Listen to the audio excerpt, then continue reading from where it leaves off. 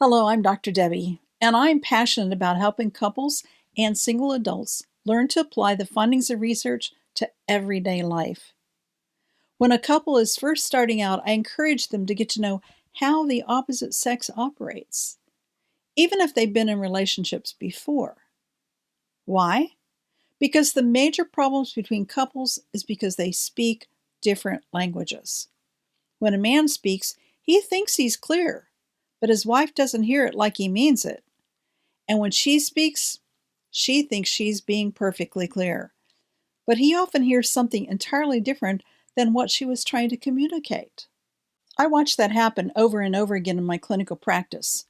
Consequently, I learned to read people's faces. When one person was talking, I was always watching the other to see what he or she seemed to hear.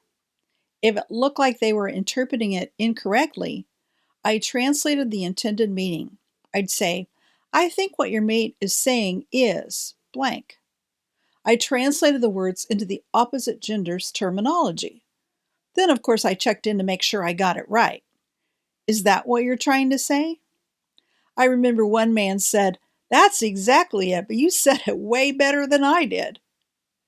There's also a lot of emotion involved in the process, a desperate need to be heard. We need to understand one another's outlook on life, not just in terms of individual differences, but in terms of our gender differences. Because men and women experience the world very, very differently. We have a totally different perspective based on our different biology and life experiences.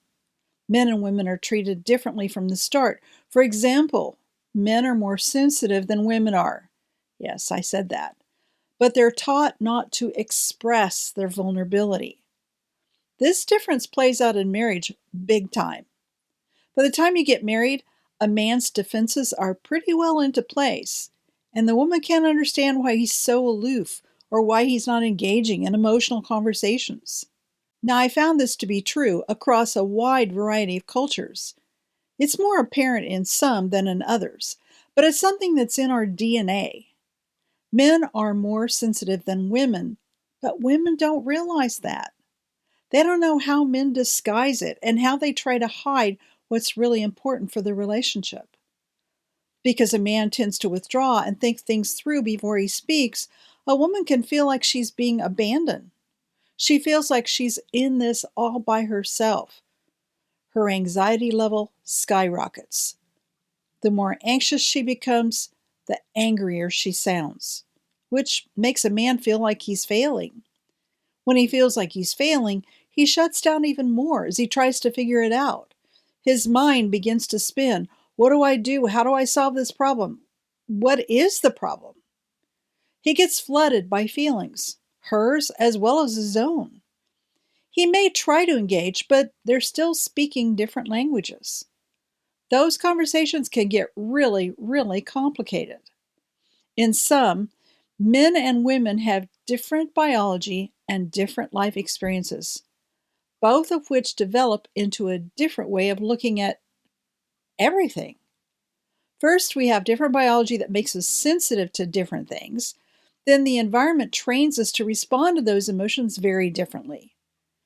The second point here is that when a woman is anxious, she often sounds angry. And when a man encounters an angry woman, he begins to feel inadequate. In his sense of inadequacy, he retreats to try to figure out what to do next. Now, you have a disaster in the making because she's getting more anxious because he's not responding. If you'd like to learn more about how the opposite sex operates, feel free to enroll in my free classes at drdebbysmith.com. And remember, I'm here to help.